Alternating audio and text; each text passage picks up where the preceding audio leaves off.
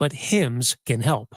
To start your free online visit and save up to 95%, go to hims.com/joy. That's hims.com/joy for your free online visit. HIMS.com/JOY. This is Paul Feinbaum. That'll do it for me today. Coming up next, The Drive with Wes Neighbors and Steve Moulton on 97.7 ESPN, The Zone.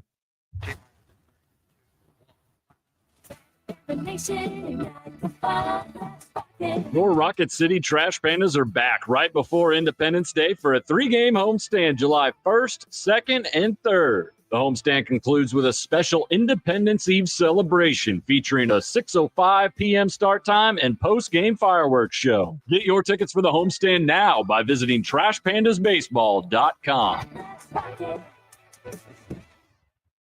John Abraham here from The Blitz. Look, I love a good party. So why not join me on June 27th at Bobcat of Huntsville as we celebrate their new location on Highway 20 in Madison, right beside Redstone Harley-Davidson. I recently got to check out their massive 13,000 square foot location, and I was amazed. Skid steers, excavators, mini backhoes, you name it. But don't just take my word for it. Come on down to Bobcat of Huntsville and enjoy the day from 10 to 3 p.m. Food, fun, and a whole lot of door prizes will be available. So don't miss out as the Blitz will be live on location June 27th. I'll see you there.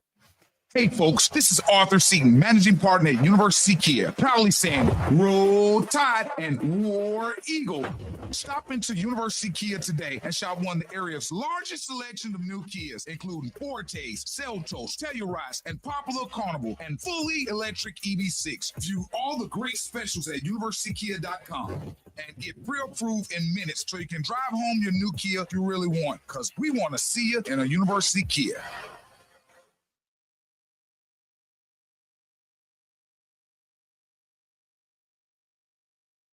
SportsMed is the official team physicians of the Rocket City Trash Pandas. And if the pros trust SportsMed, you can too. SportsMed provides every service you might need for complete orthopedic care, specializing in orthopedic surgery, sports medicine, joint replacement, spine surgery, neurosurgery, and podiatry. And they offer their own brace shop, in-house full-body MRI, physical therapy, walk-in clinic, and so much more. 4 locations and on the web at sportsmedalabama.com. This is Steve Moulton for Tellini's Italiano. Tellini's Italiano is located right in front of the Walmart, right off of University, behind the McDonald's. More or less catty corner from Topgolf.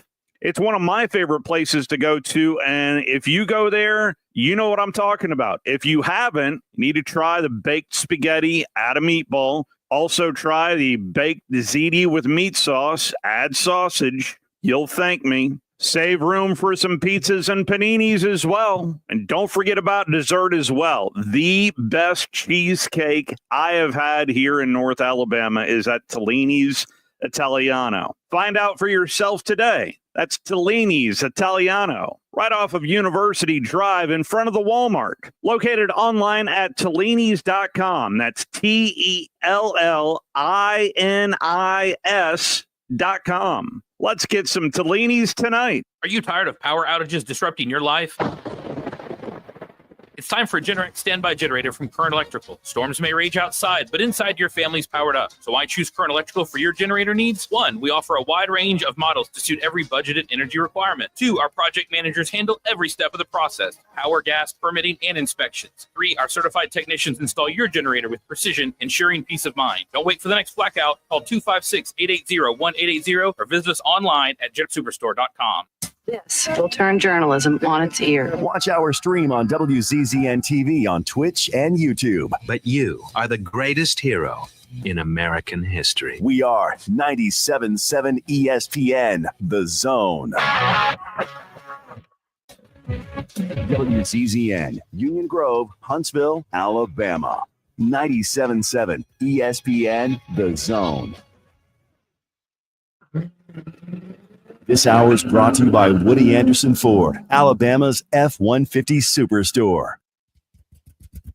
Welcome to The Drive with Wes Neighbors and Steve Moulton. Call into the Neighbors Wealth Management Hotline, 256-576-4977. That's how I roll, and I'm not going to drink and drive anymore. That's 256-576-4977. Now, here's Wes and Steve. Back here at Full Moon Barbecue. I've already had a couple of people come up to me, setting up over here, thanking me for letting them know about yesterday.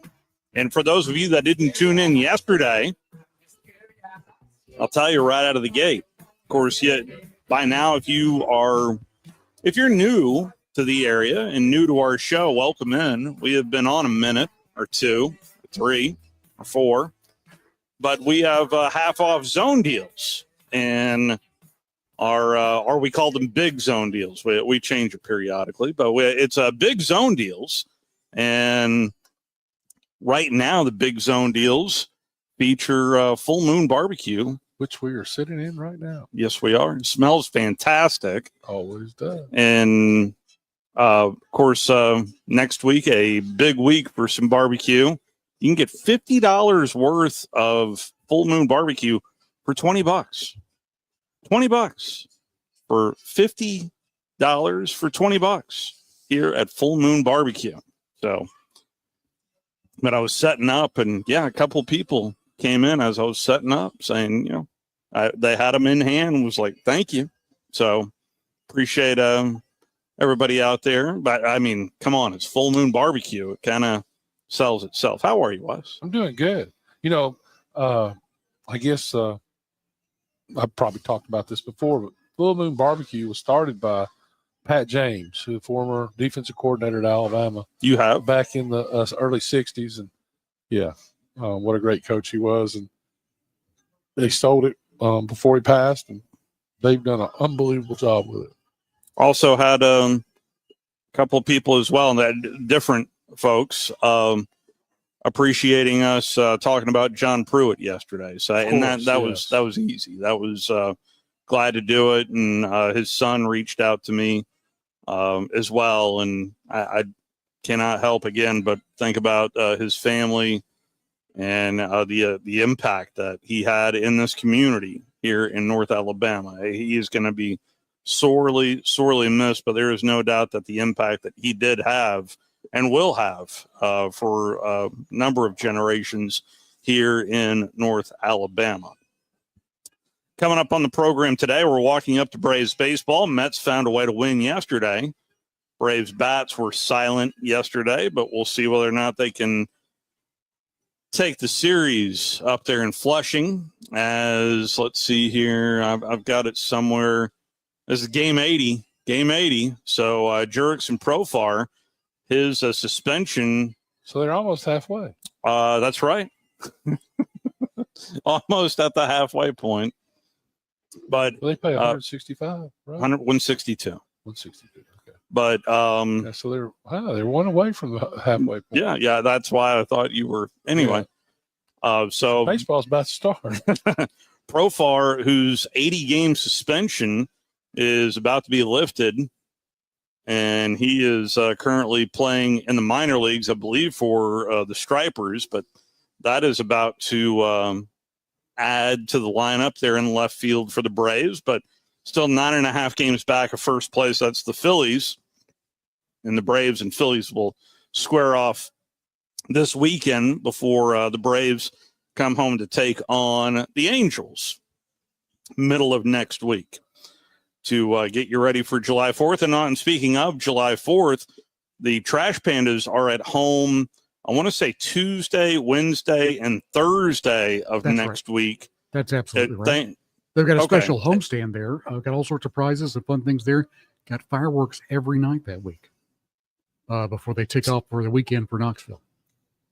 That is Brian Temple. Thank you for the confirmation there. I can always use a helping hand right there. But I believe that Thursday, the 3rd, is their big fireworks display because they're going on a road trip the very next day. So just plan accordingly if you want to check out the fireworks display out there at Toyota Field on Thursday, the 3rd.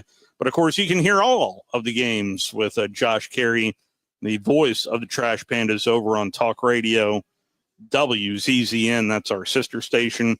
For those of you with the HD radio, that is the number 2 that'll pop up on that HD radio, which is the Will Kane Show right now over on Talk Radio WZZN. Anyway, plenty to get to. I did have a little bit of audio as well from a current NFL player. And let me see where I put it. But it's talking about Tua. And listen, Tua, if there's one player is there another player that has been scrutinized as much as Tua Tagovailoa? But, of course, we've been doing a little bit longer here in the state of Alabama. It's interesting, scrutinized. I think the guy's been totally unfairly treated. So it's been amazing to listen to all the BS that surrounded these guys that really don't have a clue what they're talking about. The guy read the NFL in passing. I mean, with the talent, he's to me, I don't know statistic-wise where he is, but I think he's the best player that played at Alabama ever. I think he has more talent than anybody that's ever played there. Well, Teron Armstead, who is now new to the Dolphins, but went on Sirius XM satellite radio, I thought it was interesting what he had to say about Tua. It's a little weird obsession with my dog that I just don't get from spectators. He gets ridiculed and he gets diagnosed more than probably anybody I ever been around. I was with Drew Brees for 9 years, and Drew had his highs, he had his lows. Even when at times when people are like, he can't throw deep, whatever. But the way that Tua is just dissected, completely not even related to football, they never stops on the man. But what I would say is with Tua, it's availability. We know if he's on the field, he can get the job done at a very high level.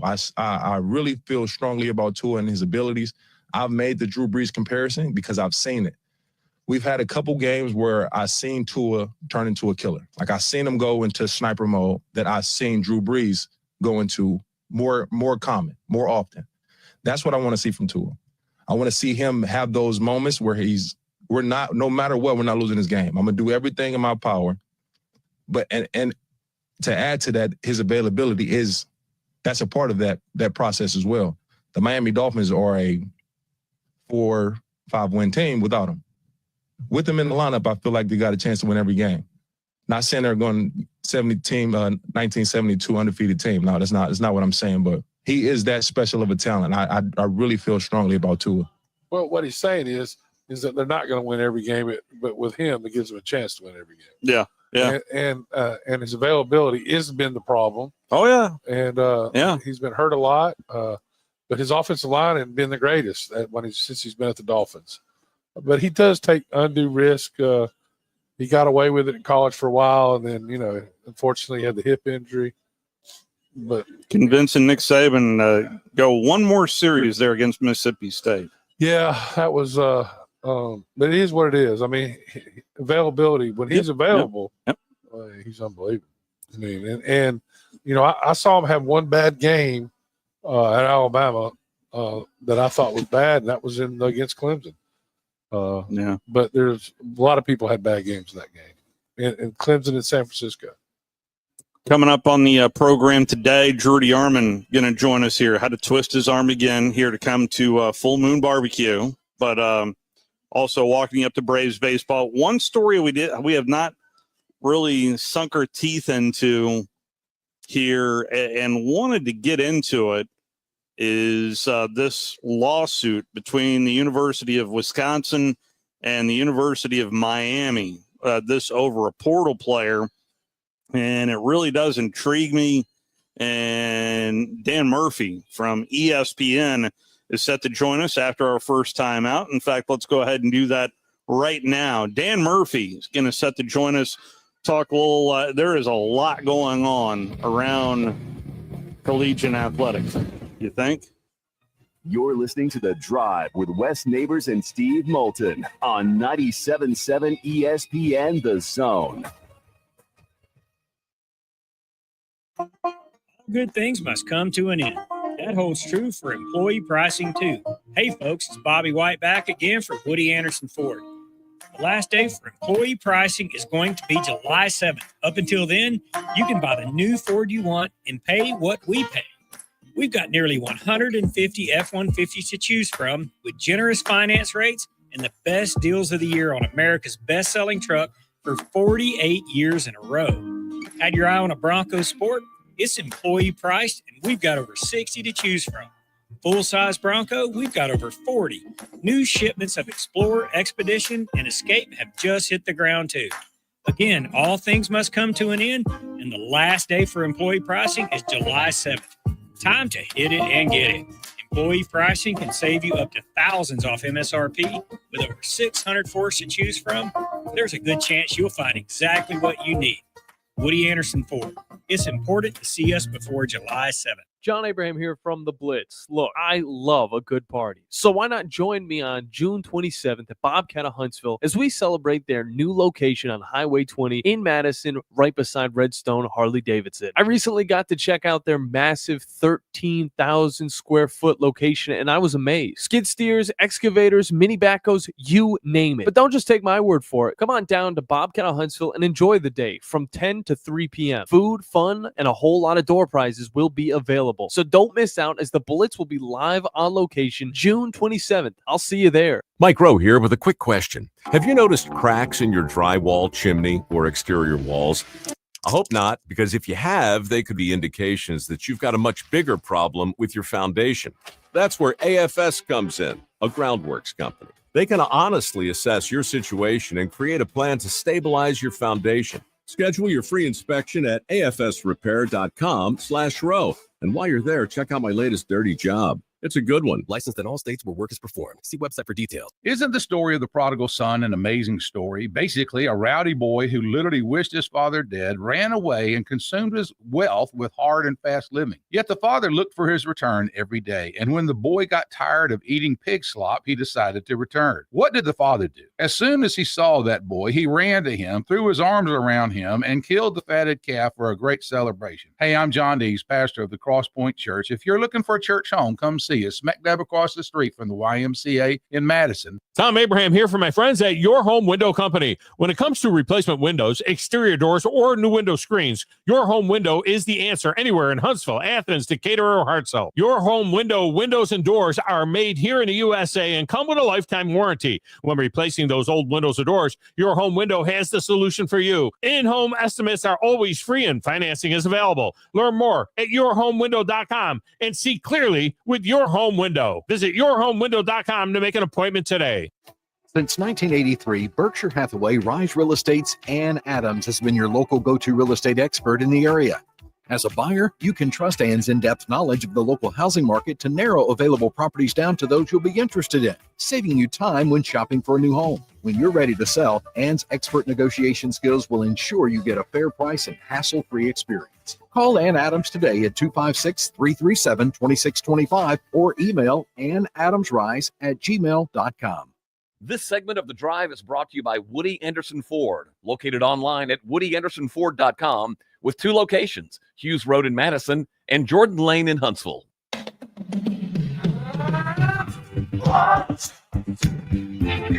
Back here at Full Moon Barbecue, along with Wes Neighbors, Steve Moulton back here with you on a Thursday, walking you up to Braves baseball as the Braves concluding their series up in Flushing, taking on the Mets.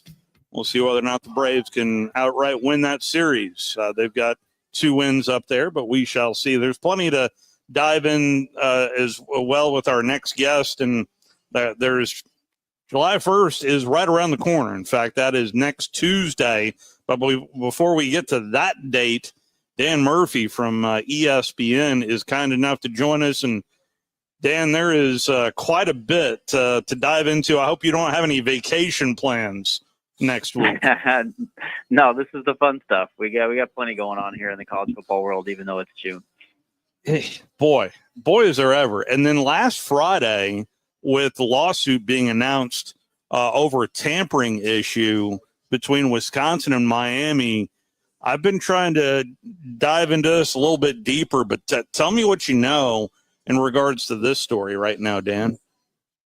Yeah, let's get into it. I mean, it's an interesting case for sure. Wisconsin has sued the University of Miami, claiming that they tampered with one of the players. Basically, there was a kid who played cornerback for the Badgers last year as a freshman, signed a 2-year deal in December, Xavier Lucas, and then a couple weeks later he transferred to Miami. Wisconsin tried to keep him in Wisconsin, and they weren't able to do so. So now they're trying to test the strength of these contracts, and this is why this is interesting to me, right? We are just getting started in this new era where schools have contracts directly with players.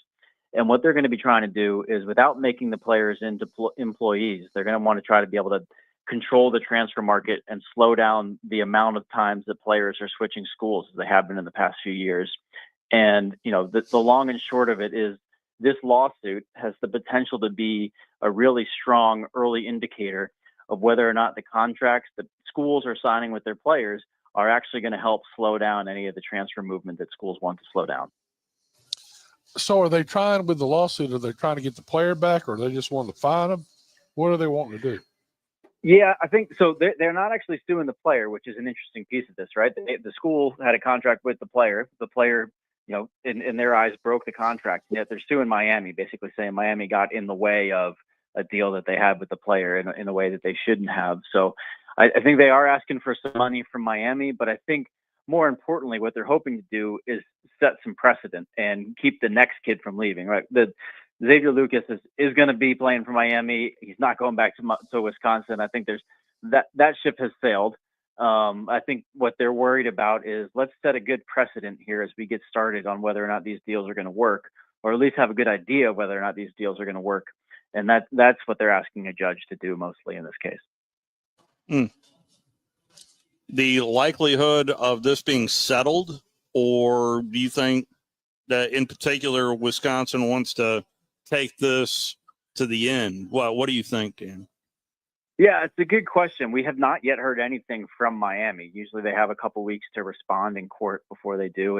And these, as you guys know, these things take a really long time. I would be surprised if this is wrapped up by the time we're done with football season. And look, there may be some strong incentives for Miami to settle. Right? If we get to a point where people are being deposed and having to turn over documents and cell phone records and all that kind of stuff, a lot of dirt can come up that neither school may want to come up in that process. But it does seem that, as you guys kind of tuned into right away, they're like, I don't know that the money is the biggest thing that Wisconsin's worried about. They're not worried about getting Xavier Lucas back on their roster. I do think because it's more about setting a good precedent, it seems likely that Wisconsin would be unwilling to settle. We'll see how that changes, but my guess is that they're doing this so that a judge has to weigh in on whether or not these deals are going to work for them or not. Forgive me because I've panned over so much on this. Was this filed in Wisconsin or in Florida? Yeah, in the state court in Wisconsin. Normally you might think this might be filed in a federal court or somewhere else. They filed, hoping for probably a little bit of home cooking with the judge who's nearby in Madison instead of down in Miami. That's interesting. So, I mean, even that plays a role in it, as well as did the House case of where that was filed. So that's why at least my mind goes there, Dan. Yeah, and if I had to guess, the first thing that we're probably going to see from Miami's lawyers is a request to change the venue and say it's not appropriate to do this in Wisconsin. Let's do it somewhere else. And I honestly, it's way above my pay grade of how that will play out or not. But I'm guessing Miami is not looking forward to going up to Wisconsin to have to argue their side of this case. Wow. So since I did bring up the House settlement, and now just a couple of weeks old now into it, is in terms of reactions of what you've seen, be it from athletic directors, university presidents. I know there has been a lot of preparation in prepping up for next Tuesday, but I just want to get your temperature on maybe reaction of what you've heard. And just because this is a story that we've all been focused on for so long, I know I'm hopping over to the House settlement, but it does have major impact. Oh, yeah, it is one of the biggest changes in college sports, I would say, maybe in the last 50 years. It is a major difference. And as you mentioned, schools have been expecting this to happen. So July 1st, schools are going to start making direct deposits into their players' bank accounts. And they've been planning on that for months, if not more than a year at this point. And one of the things we learned in the past couple of weeks, since it's really been officially official, is how schools are planning to distribute a lot of this money. And not surprisingly, a lot of the money is going to go to football and men's basketball. And it seems like a lot of schools are thinking they'll have one or two other sports that they care about that they'll float some money to players toward. And other than that, there might be some more scholarships out there for athletes on the swim team and the golf team and things like that, but there's probably not going to be a whole lot of cash landing on those kind of players. And I know I've read at least one lawsuit in regards to Title IX. I'm surprised it's only one, honestly, that I've read. I feel like that number is going to grow past next Tuesday. Yeah, there will certainly be more objections to this. And honestly, in some cases, you can't file a new lawsuit until the paychecks start coming because the system itself hasn't actually started spinning yet. I think there will probably be more legal action to come this summer. Right now, there are a ton of really good, wide open questions on how all of this is going to work. And honestly, the only answer for most of them is, well, at some point, there's probably going to be a lawsuit. And there's probably going to be some judge who has to get in the middle and answer a lot of these things, whether it's Title IX deciding how much of the money is fair to go to men's athletes versus women's athletes, or some of these issues of whether or not these players are actually employees and whether they can enforce buyout clauses or force players to stick around and honor the contracts they sign, like what's happening in the Wisconsin case.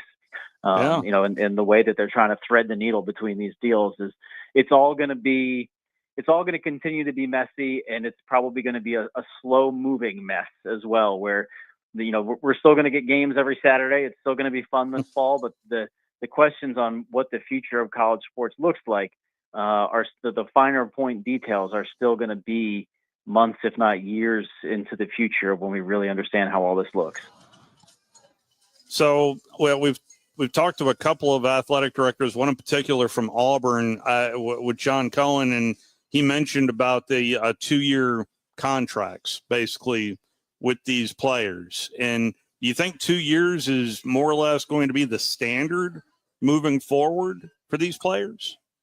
That's a great question. I've seen, probably a dozen or so contracts so far. Some of them are a year long with the idea that, set up in a way to try to get the player to stick around just long enough for the transfer portal to close, and then they get them to sign a new deal, especially if they're a younger player and they don't know exactly what their role on the team is going to be yet. They don't want to overpay for a guy who's not going to end up playing a whole bunch.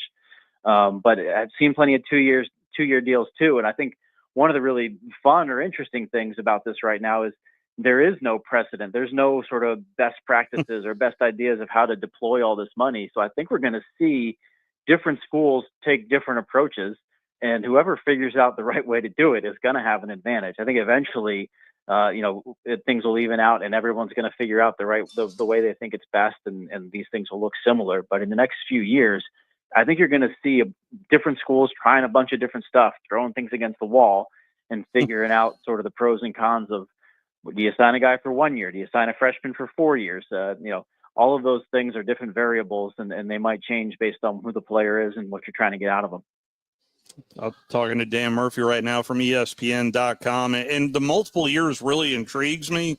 And I get this sense of, if a player is valuable enough, and I'm thinking of the portal in particular, of it would be a way, and you mentioned buyout as well, that has certainly been a conversation point that we've had on the program of protecting the investment that these schools are making to these kids. And I'm not just thinking about SEC Big Ten. I'm thinking about, smaller programs too, that want to protect some assets on some kids that they're cultivating on the lower level, if you will. Yeah, absolutely. It'll be interesting to see how that plays out. I think, listen, the house settlement was really expensive for a lot of schools, even for some of the big SEC schools. To find $20 million isn't exactly stuff you're going to find, which is what they're going to be paying the players every year. Not exactly stuff you find in the couch cushions, right? So why were they willing to get to this settlement where they were paying money? And most of the reason is because they're trying to get some control back. And a big part of that control means the transfer portal. They want to be able to make sure that from year to year, They know what their roster is going to look like, and they know, if, as you said, they invest a lot of time and effort in training a player and making him or her better. They want that player to stick around a little bit longer. So there's a push and pull there, right? If you sign a kid to a 2 or 3 year deal and 6 months into it, he gets hurt, or it turns out he's not as good as you hoped he was going to be, then you still owe him that money. On the other hand, if you only sign him to a 1 season deal and he turns out to be an All-American, there's a pretty good chance that he's going to get offers elsewhere and be paid a lot of money and no longer be playing at your school. I think a lot of the schools, though, were happy to get the deal because it was going to be less than what they were about to have to pay. Like you look at Texas. Texas was about to, they spent $40 million this year. Last year Ohio State was in the 30s. And a lot of these schools, the $20 million that sounded awful when it came out, but now it doesn't sound too bad. Well, it's an interesting question of whether or not that $20 million is going to actually turn out to be a real ceiling, or whether schools are going to find creative ways to pad that payroll a little bit more. As you said, right? Texas, any big time school that's hoping to win a championship is already spending over $20 million a year on their football roster. And, it's really hard to make prices go down. That's a tough bit of toothpaste to stick back in the tube. And so what we're seeing already is schools that are, on top of the $20 million that the school can pay them directly, athletes can still make NIL money from a third party. So if a local business still wants to pay them to show up and sign autographs or be in a commercial or something like that, that's still money on the table. And so the new recruiting arms race that is already ramping up is schools finding ways to make sure that their star players can get as many of those third-party local NIL deals as possible. And, schools are going to be really smart about that, and they're going to find ways to filter extra money from boosters to players, to the point where I do expect that 20 million figure at some schools is going to look more like 30 or 40 million before too long. But I don't have a problem with that. I really don't. I mean, the kids ought to be able to have NIL, and we've talked to many athletic directors in the Southeastern Conference, and they say they're going to police it. Yeah. That they're not just going to be able to pay them to sign autographs. It's going to have to be true commercials, true NIL for true businesses. And I have no problem with that. I don't think anybody should. I've been talking about this forever, the Olympic model, right? Mm-hmm. That's what, and somehow they got to get to that. And I don't know if I think Congress is going to have to help them, because if not, everybody's just going to sue. Even if they don't have a case, we're going to see suit after suit after suit, because these guys in the House case, who, by the way, House didn't get any money. I found that out yesterday. What are the lawyers getting paid? $100 million, I think? Something like that. Yep. Yeah. Well, why in the world wouldn't you want to sue? Right? I mean, there's going to be all kind of things.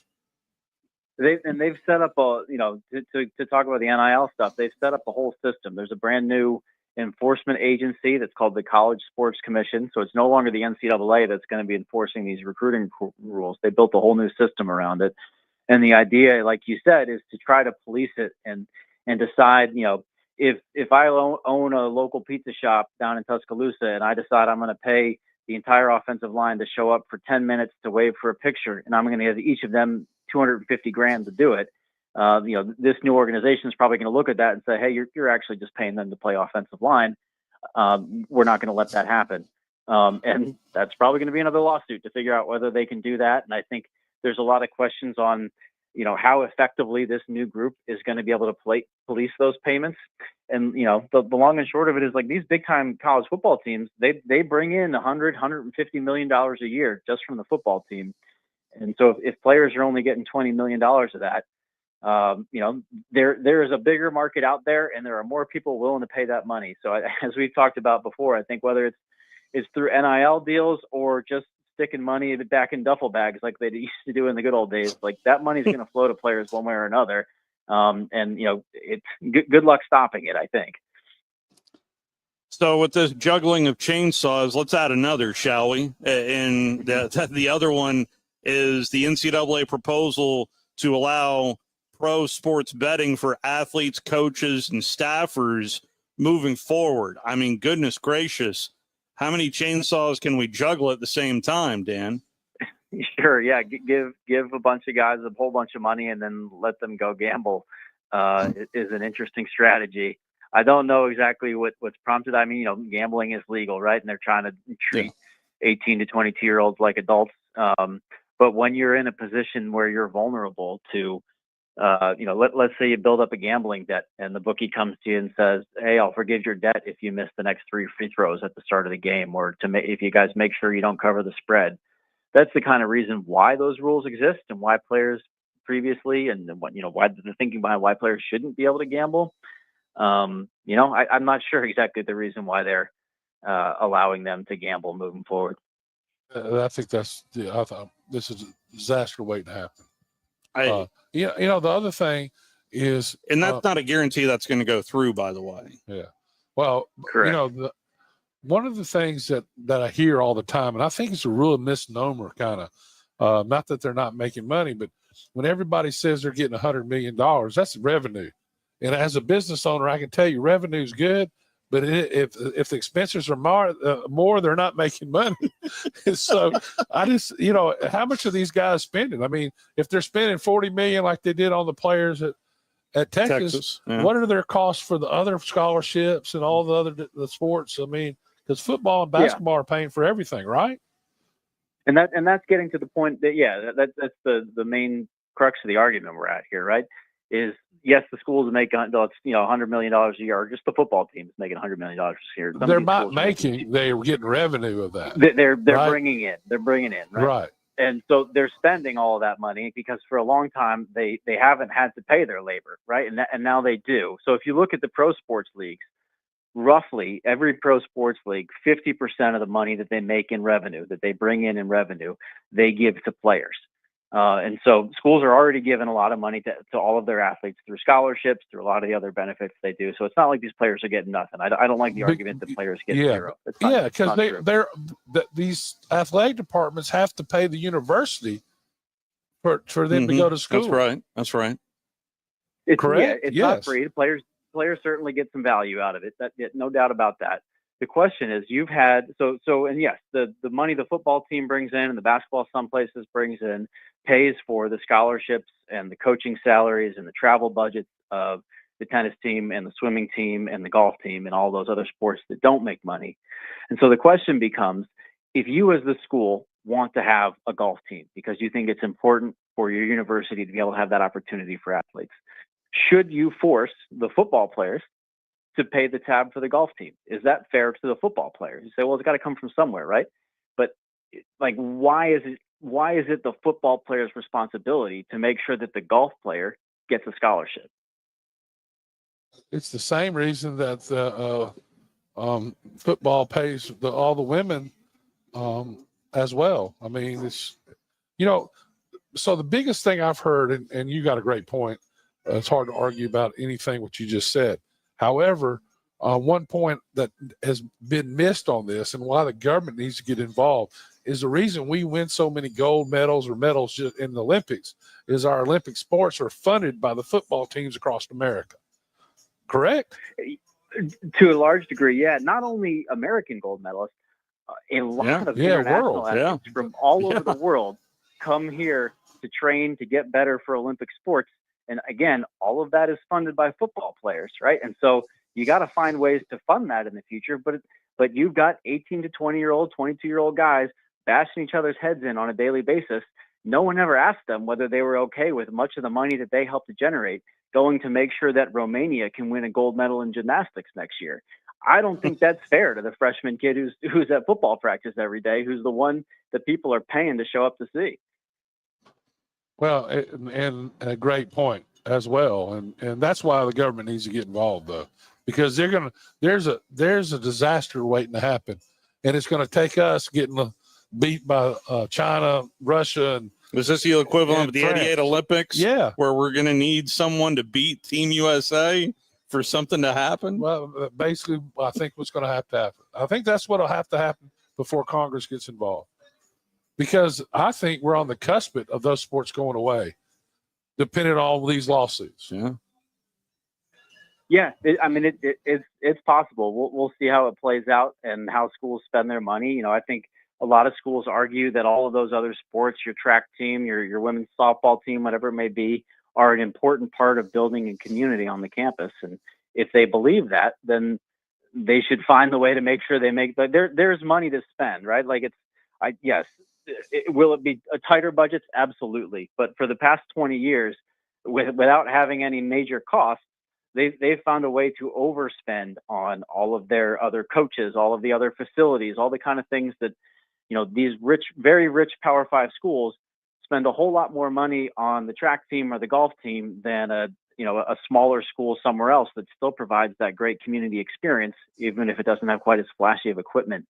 And so the question is whether some of these smaller sports that don't bring any money, even at the big schools, are going to start looking a little bit more like maybe their D2 or D3 brethren based on the amount of money that they get funded with. Dan, let's circle back to where we started. And at least in terms of talking points that I hear from coaches, two things are top of mind, at least at what I know they like to control what they can control. I hear that quite a bit from everybody. I'm sure you do as well. But it's the portal and tampering. Portal and tampering is what I hear over and over and over. Is this the solution, you think? Are we going to get universities suing other universities more moving forward? It's a good question. I hope not. Right? The NCAA has rules against tampering. There are supposed to be reasons that the NCAA and this new organization, the College Sports Commission, are able to enforce that you don't have to run to court to get it done. Because frankly, I would rather have the people who understand college sports making decisions about this rather than a judge who you have no idea how much he or she might understand this business and how it actually works. I don't think that's a good solution for success, but right now, there are a couple of ways forward, right? I think the way the NCAA and schools want to move forward is, as you mentioned, getting a law from Congress in place that allows them to create rules around the transfer portal where they can control how often a player moves and how long, how much notice they have to give and whether or not how much those contracts stand up. The other way forward that happens everywhere in professional sports, and that there are people trying to make this happen in college sports, is to collectively bargain with the players to form something that looks a little bit like a union. Doesn't necessarily have to be exactly a union because that's complicated for a few reasons, but sit down with the players, hash out a deal with them. And if it's collectively bargained, it's more likely to hold up to some of these legal challenges that are coming right at them. And that's what we've heard from a lot of people think they need to go ahead and do that, and then Congress might act if they had that in place. I don't know what I they. mean, it's sort of an interesting chicken or the egg game there. I think they want Congress's help if they're going to do that. They want Congress's assurance that the system is actually going to work and it's going to hold up.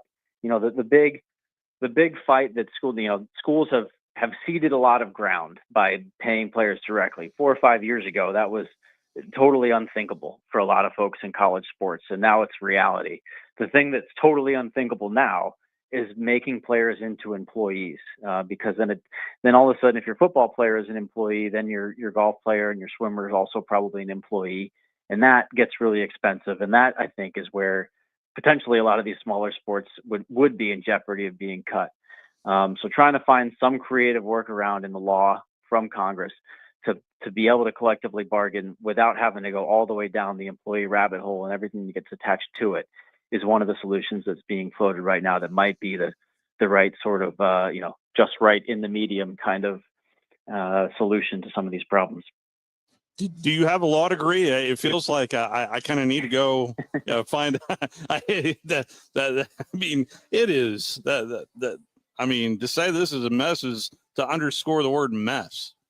Yeah. No, I definitely don't have a law degree, although I feel like I've earned one based on the number of lawyers I've talked to in the past few years. Dan, I can't thank you enough for the time and the insight as always. And it's next week ought to be fun to follow. Yeah. No, it'll be interesting to see how it all plays out. But stay cool, guys. It's always nice talking to you. Yes, that is good advice right there. Thank you, Dan. That's Dan Murphy from ESPN joining us. Yeah, and that's another thing that I there is a proposal to allow pro sports betting for athletes, coaches, and staffers moving forward.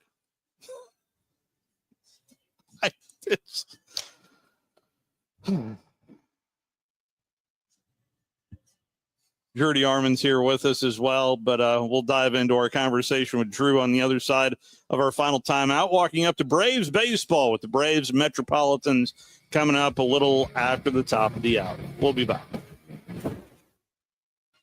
You're listening to The Drive with Wes Neighbors and Steve Moulton on 97.7 ESPN The Zone.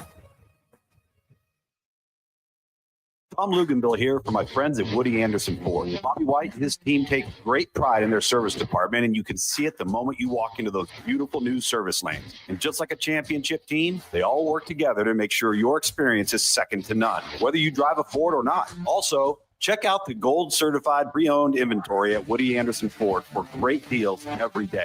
Stop by and see them at Jordan and Sparkman or at Woody Anderson of Madison on Hughes Road, or visit WoodyAndersonFord.com. Tom Abraham here for my friend Mike Owen at Owen Home Appliance Center. You know it's hot outside, so cool down with an upright or chest freezer in stock at Owen Home Appliance Center. And don't let those beverages get hot. Get an under-counter ice machine with a built-in pump for just $12.99. Or how about a fridge out by the pool or in the garage for extra cold drinks? You can get a scratch and dent 18 cubic foot refrigerator for just $3.49 while supplies last. Go to owenappliance.com to learn more. That's owenappliance.com.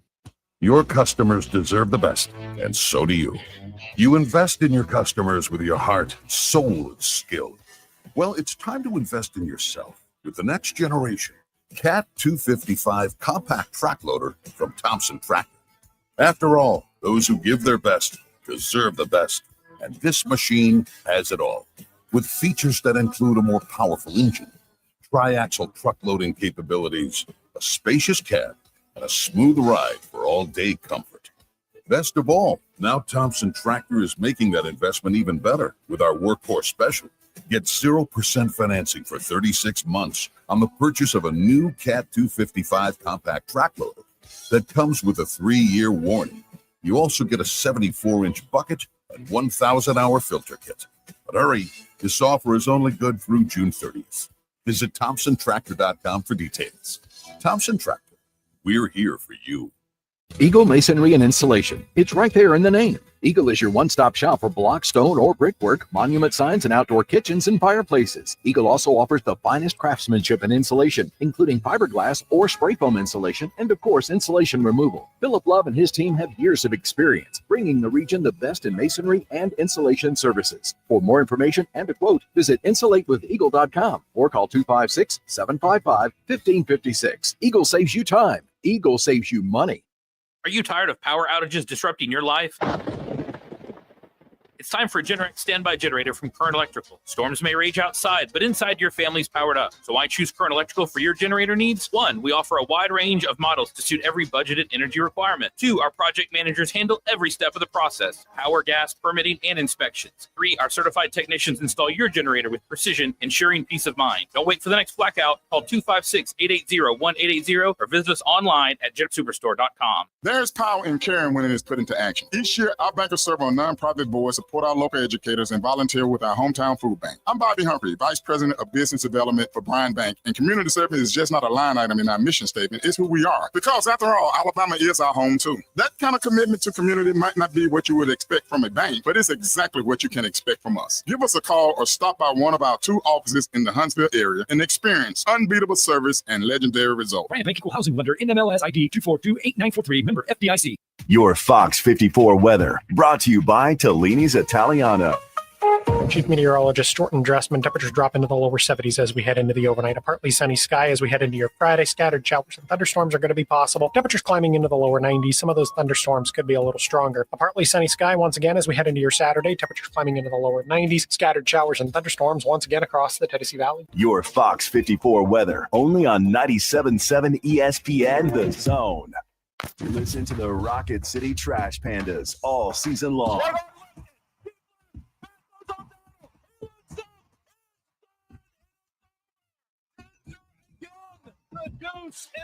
Trash Panda Baseball is only on Talk Radio WZZN. Oh!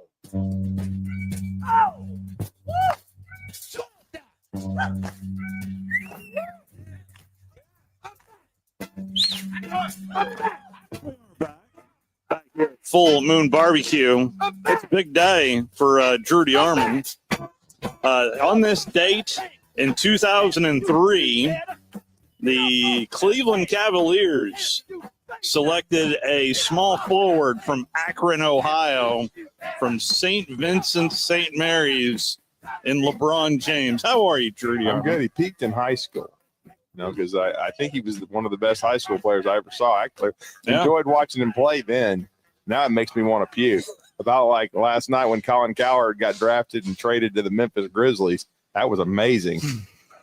This morning, Chaney Johnson was an in-studio guest. That was pretty cool to see. That was neat. And then one of the neatest things he talked about was the workouts that he had. He had 6 workouts with teams, 2 with Cleveland. That he thought went really well, both of them. I guess in his mind, one of the workouts didn't go well, but the rest of them did. Mm-hmm. And so it would be neat. I mean, I certainly am going to be rooting for it. I hope that Chaney, Sears and Denver all get drafted in the second round. That would be huge for this state. No question about that. And he did reveal to us that Denver's been back here training. And so I wondered, because as we know, he spent half of his high school days playing for Buckhorn High. And so, and Chaney, even though he grew up in Alabaster, but he played, his entire collegiate career at UAH and Auburn. So you wondered and he's decided to train here because he's had several people affect him in an extremely positive way when he was at UAH. So it was really cool. Now, we both didn't buy that he's not at least 6'8". Yeah. Yeah. Because Scott's 6'6", and then he's telling us he's 6'6 and a half, maybe 6'7", and we're looking at a large growth spurt was between that first and second year at UAA. Now, maybe but not 6'9". He continues to keep growing. He did admit he grew an inch. So I was like, at least 6'8", man. I mean, come on. And so he had, he was a huge contributor to a team that's the greatest in state history. When you talk about being 32-6, and they're showing some of the highlights up here of Jonai. He was talking about Jonai Broom, and Jonai will certainly hear his name called today. He will. It will. We'll see if the other guys do, but the key to that team, to me, though, them being great is Denver being able to be a full-time point guard, because he was an off-the-ball scoring guard his entire career, really, until parts of his junior year and then into his senior year. And, Denver made shots, but still was able to run the team, because J.P. Pegues, was an NIL addition that just didn't work out. Yeah. But luckily Denver made that transition, and then Chaney continued to grow his role. And Dylan Cardwell, such an unsung hero. And then, Jonai got better every year. And he became one of the best players in the country. And so it was a really cool team to watch. And we were talking about the Maui Classic, because I think that's when I knew Auburn. I thought Auburn was going to be really good. But when they won the Maui Classic the way they did in that field, you're like, man, this team may be special, dude, because they had a really tough matchup in the opening round with Iowa State, who at that time was a top 5 team. Well, heck, let's just talk about the two in-state, the game in Tuscaloosa and the game in Auburn. Those two games. I didn't want to bring up the one in Auburn, but I did bring up the one in Tuscaloosa. Because we brought up that one and then beating the Vomits, where Miles Kelly makes that huge shot after Jonai makes plays on both ends of the floor. That felt like a rugby game. That was a huge, huge shot. Yeah. And then to win that game in Auburn Arena against a team that was Final Four caliber, that I certainly had in the Final Four and nearly went there. And then, and got to the Elite Eight and things of that nature. And then with the game in Tuscaloosa, that was berserk. And then, like you said, 1 versus 2. It's historical, and Auburn controlled that game from start to finish. And then we had the Daniel Moore painting in the rematch. So, and that's significant because, to my knowledge, I think it'll only be the second Daniel Moore basketball painting ever. The other one being Petway against Donovan's Gators in 2002.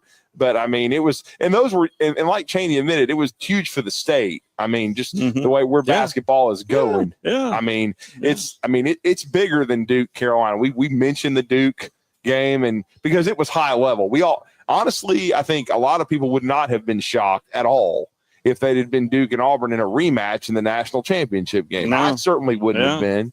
I was more stunned that Duke couldn't hold on to the lead against a extremely tough Houston team mentally. But if you take a look who physically. got drafted last night, 3 in the top 10. You know what I'm saying? But it's just one of those things. That's why basketball is funny. Like in some ways, sometimes in a one-shot deal, the best team doesn't win because Duke was up 66-52. I think they were still up 9 with a little over 2 minutes to go. Yeah. And then they still just could not hold on. And so it was just one of those. It was just a classic game. And I think Alabama let them score so much that it. Is that what happened? Yeah, is that what happened? When Duke eliminated Alabama in the Elite Eight, I mean, that was. The best player that night was the guy that went the 4th pick. It was Koppel. I thought he played the best in that game. Yeah, Con Knippel was just Con Knippel, is that how you say it? Yeah.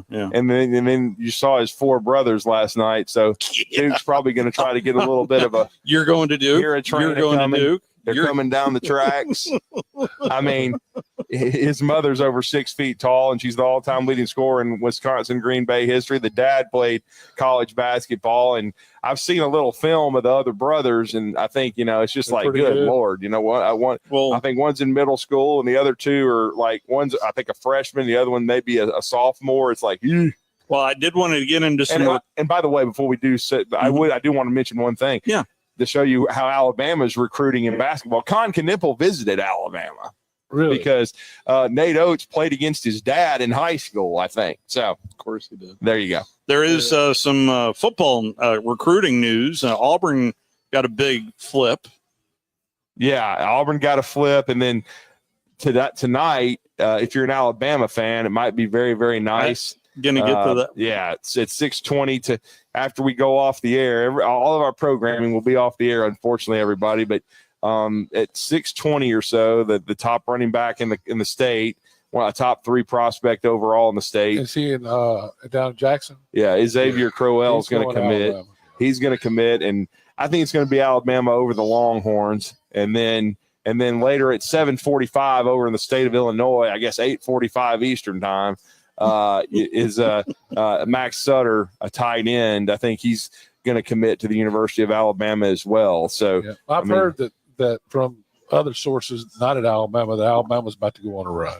Yeah, I heard from that source too, and he did admit it. And he thinks, and then and that same source believes UGA is about to go on a run, and I think they are. I mean, I think they're going to get some really good players. And the funny thing about it is, I heard y'all talking to Dan Murphy. The funny thing is Kirby is kind of now that Coach Saban's retired, Kirby is approaching all this a lot like Saban would. I mean, he's swinging his big stick at times, but he's not going to swing it for everybody, and he's certainly not going to get crazy with it like horns down. I mean, they're going nuts, and they're still swinging for Crowell, and they'll keep swinging because you're not signing anything till December. But that's right. Certainly they're. That begs the question how things are going to eventually play out but I'll just say this, even for Texas and Texas A&M, nobody has bottomless pockets, man. I mean, you can't, and it doesn't mean you're going to win either, because I equate it to baseball, because you look at the Mets history, they've won it twice. But and then worst thing happened was last year Ohio State winning. I said it then. Mm-hmm. I was pulling against them for that reason. Yeah. Not that I needed any other reason to pull against them. I mean, nobody does here, but in this state. But I mean, and you see a little bit of that, but you also have to see that I think we all understand something, and we've talked about this on Talking Ball. I think I've mentioned it here on the drive. I'm just telling you, I'm positive 110% that if Tennessee had upset the Suckeyes, that Ryan Day would have been fired. He would have been fired not even 24 hours after losing to Michigan.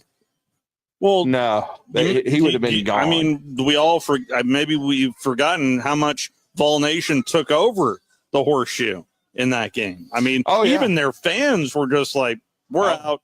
We're done. I listened to a prominent radio program after it was over, and there was a lot of them irritated. It was beautiful radio.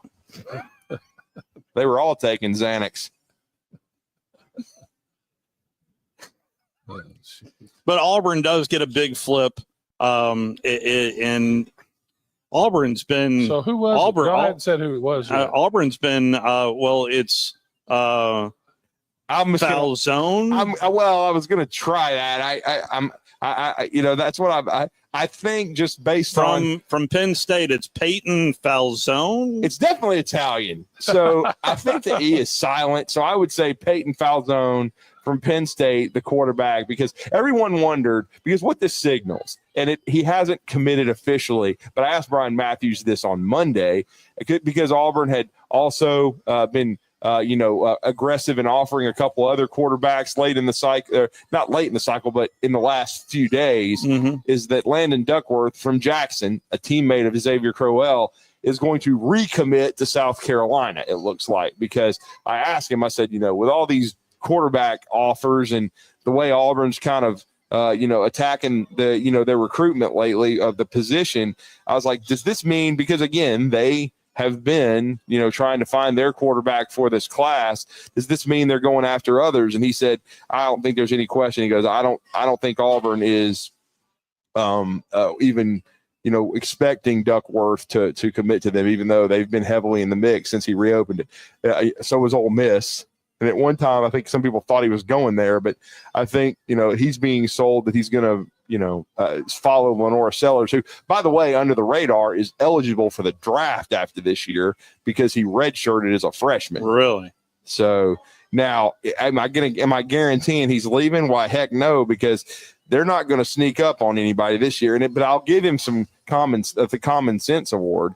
At least he did come out and publicly say, "Oh, Alabama's still Alabama," instead of going the Diego Pavia route and Castellanos, which is start to take the shovel out and dig, and then whether or not you're digging a hole for Alabama again or for yourself, you're kind of putting it out there and giving somebody else bulletin board material that might not be too wise.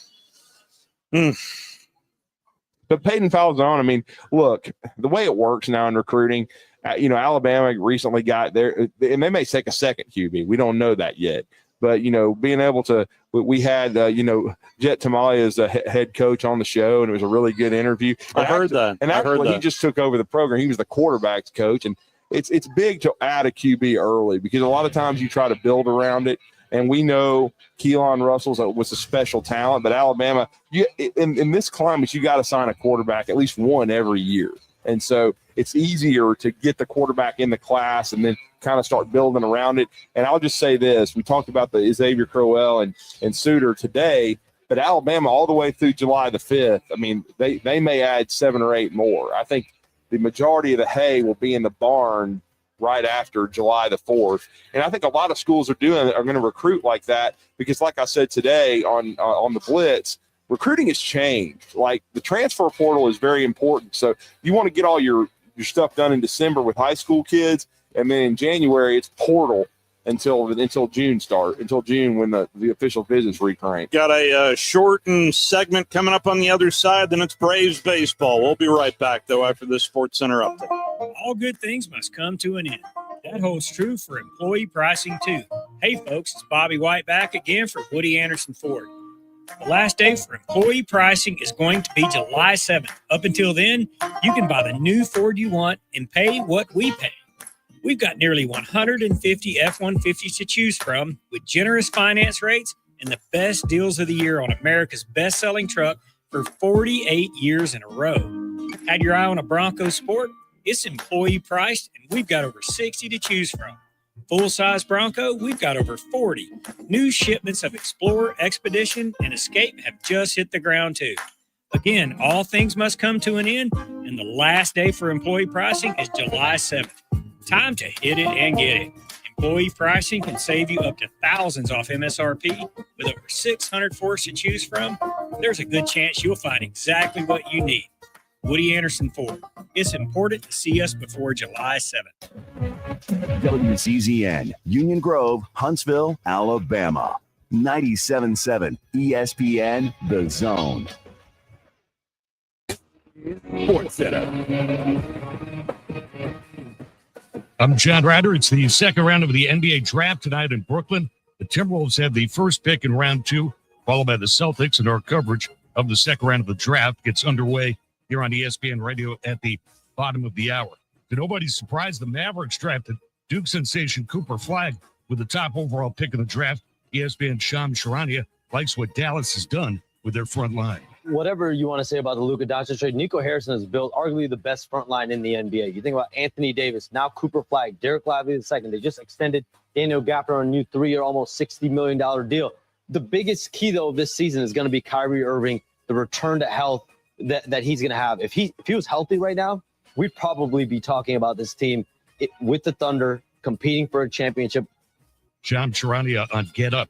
Former Ravens kicker Justin Tucker has been suspended for the first 10 weeks of the season for violating the NFL's personal conduct policy. The NHL and its Players Association are in the final stages of agreeing to a 4-year contract extension that will include an 84-game regular season and limits players' contract length to 7 years. On the baseball scoreboard, the Dodgers make it 4 in a row, a 3-1 win over the Rockies and Denver. Clayton Kershaw, the winner, he's now 4-0. Allowed 1 run, struck out 5 over 6 innings. He's now just 3 strikeouts away from reaching 3,000 for his career. Shohei Ohtani with a solo home run is 28. Marlins make it 4 in a row as they hammer the Giants 12-5. In San Francisco, Cubs blank the Cardinals 3-0 in St. Louis. Hey, it's your resident Super Bowl champ Chris Candy coming up Friday as NBA teams get ready for free agency. I'll tell you why the Bucks need to get their offseason right if they don't want to lose Giannis. It's Unsportsmanlike weekday mornings at 6 right here on ESPN Radio, ESPN2, and ESPNU. 97.7 ESPN The Zone. Welcome to The Drive with Wes Neighbors and Steve Moulton. Call into the Neighbors Wealth Management Hotline, 256-576-4977. That's how I roll. And I'm not going to drink and drive anymore. That's 256-576-4977. Now, here's Wes and Steve. Final segment here on a Thursday, walking up to Braves baseball. Wes Neighbors, Trudy Arman here with you live from Full Moon Barbecue. And if you'd like to get $50 of Full Moon for $20, I said $20, head over to our website, 977ESPN.com. Click on the Big Zone deals and enjoy $50 of Full Moon Barbecue for $20. The Division I Council, NCAA Division I Council approved today allowing FCS, not FBS, FCS, what used to be 1AA, to play up to 12 regular season games annually beginning in 2026. So that happened as well, but nonetheless, there is a lot going on, Judy Arman, of especially coming up on Tuesday when we flip that calendar to July. Yeah, no question about it. That's when the settlement and everything, all that stuff officially goes into play. Now, I think there's going to be a ton of schools all of a sudden adding 2, basketball players, a bunch of baseball players. I can't really see it in that way, but it'll certainly, I think hopefully a lot of walk-ons will be, kind of grandfathered in and kept at least for another year. Mm-hmm. And I think that's the only way you could handle it in this situation, because you knew it was coming, but you knew you didn't know exactly when it was going to be voted in, but you knew it could take effect on July the 1st. And another thing I think it's going to take effect, they got a lot of pictures floating around, all these Auburn athletes, this Under Armour stuff. You better save them and click and all that, because I think July 1st is when the Nike goes into play. There you go. So there'll be all that Under Armour they're still wearing, all these workouts, that'll be gone. So the other foregone conclusion around college football is 16. So it is just a foregone conclusion that they have put in. Wow. Let me ask you a question. You've been saying foregone conclusion for 3 years, and there ain't been any conclusion. Well, no, we bumped up to 12, and you were hammering me on that. Now you're hammering me on that. Well, that's because we were going to bump up to 12 3 years before we actually did. Yeah, 3 years later. Yeah, we did. But it's a foregone conclusion. There is no foregone conclusion. But they have put in a date of December 1st. What if 12's the right number? They're not even going to go through one cycle on straight seeding on whether or not that's the right thing to do. Well, they have no choice at this point. to get more money. Because all they're going to do is be lawsuits. This thing ain't even close to over, and anybody that says they know what's going to happen doesn't know what they're talking about. Well, Crowell and Sutter going to roll with the tide, in my opinion, in a couple hours. You don't have to go somewhere else just so you can go somewhere new.